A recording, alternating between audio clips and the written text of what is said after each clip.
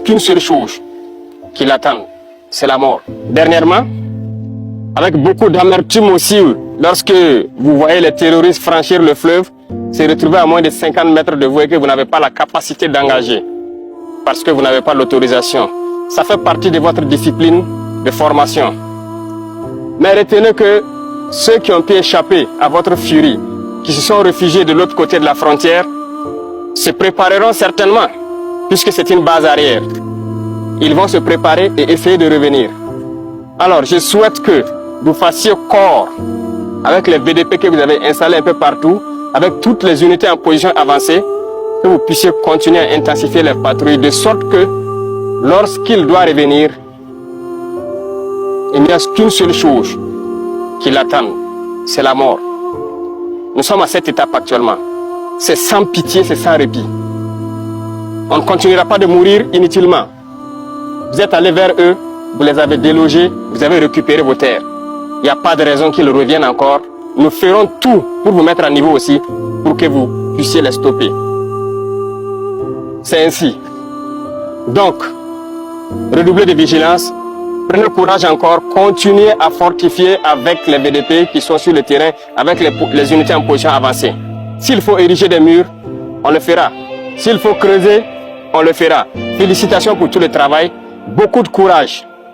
Vous allez commencer un nouveau cycle d'entraînement. La guerre de haute intensité. C'est à vous, chefs, officiers militaires, prenez ça en compte. Commencez à vous préparer pour la guerre de haute intensité. J'espère que je me fais comprendre. Ce n'est pas uniquement du terrorisme. Ouvrez l'œil. C'est beaucoup plus que ça. C'est une guerre de décolonisation. Et vous avez dû entendre ces derniers jours certains généraux ailleurs qui ont fait comprendre que s'il faille qu'ils viennent avec leurs armées nous recoloniser, il faut qu'ils viennent. Eh bien, préparez-vous à la guerre de haute intensité. Soit ils viendront eux-mêmes, soit ils passeront par leurs valets locaux qui sont ici pour essayer de troubler notre quiétude. Donc quiconque, je dis bien quiconque, que ce soit le terrorisme ou toute autre armée qui doit venir troubler notre quiétude, nous devons nous préparer à les accueillir sur de long terme et intensement.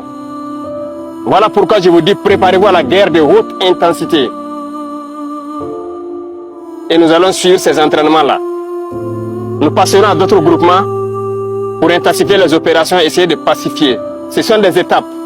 Et ce terrorisme sera vaincu. Parce qu'ils savent que ça sera vaincu, qu'ils se préparent, soit au niveau local ici, ou bien à venir avec leurs armées pour nous combattre. Eh bien, on va se préparer à les accueillir. Merci beaucoup pour tout le travail. Tout ce qui pourrait être amélioré, ce qui concerne les conditions de combat d'abord, mais aussi les conditions de travail, nous ferons l'effort.